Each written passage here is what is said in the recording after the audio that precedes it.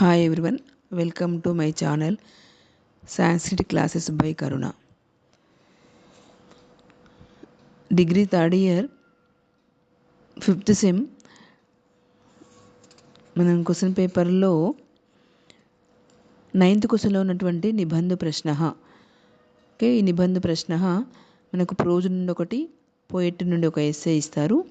మనకు 2 ఎస్సేలలో ఒక ఎస్సే రాస్తే సరిపోతుంది, 15 మార్క్స్. శిష్యానుశాసనం, బ్రహ్మశక్తి గరియేసి 2 ఎస్సేలు ఉంటాయి. ఓకే, మనం శిష్యానుశాసనం పాఠం ఈరోజు చదువుకుందాము.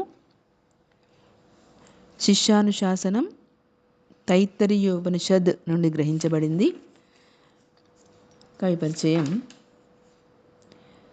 శిష్యానుశాసనం అనేది పాఠ్యభాగము కృష్ణ యజుర్వేదములోని తైత్తరీయోపనిషద్ నుండి శిక్షాధ్యాయం నుండి గ్రహించబడింది.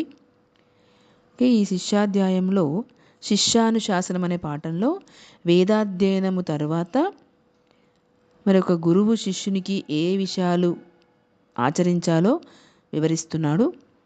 వేదాధ్యయనం వేదం చదువు పూర్తయిన తర్వాత మరి పూర్వకాలం గురుకులంలో చదువుకునే వాళ్ళు మరి ఆ వేదాధ్యయనము మొత్తం పూర్తయిన తర్వాత మరొక శిష్యుడు బయటకు వచ్చిన తర్వాత సమాజంలో ఎలా ఉండాలి, ఎలాంటి విషయాలు ఆచరించాలి, ఎలా నడుచుకోవాలి అనే విషయాలను గురువు గారు శిష్యునికి బోధిస్తున్నాడు.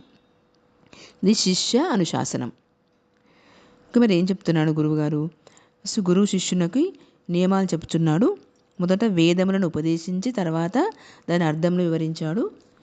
ఫస్ట్ సత్యము పలుకుము, ధర్మమును ఆచరించుము, వేదాధ్యయనము నిర్లక్ష్యము చేయకు.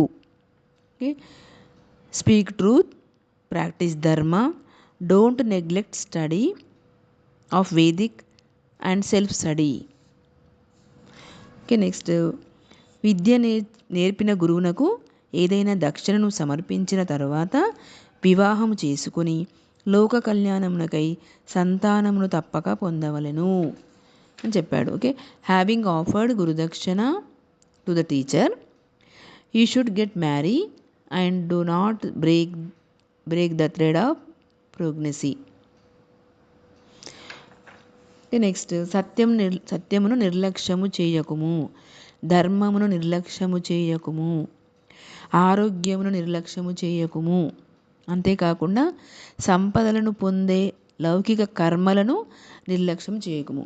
సంపాదించే వాటిని మార్గాలను కూడా నిర్లక్ష్యం చేయకుండా మనము డబ్బు సంపాదించాలి. సత్యాన్ని ధర్మం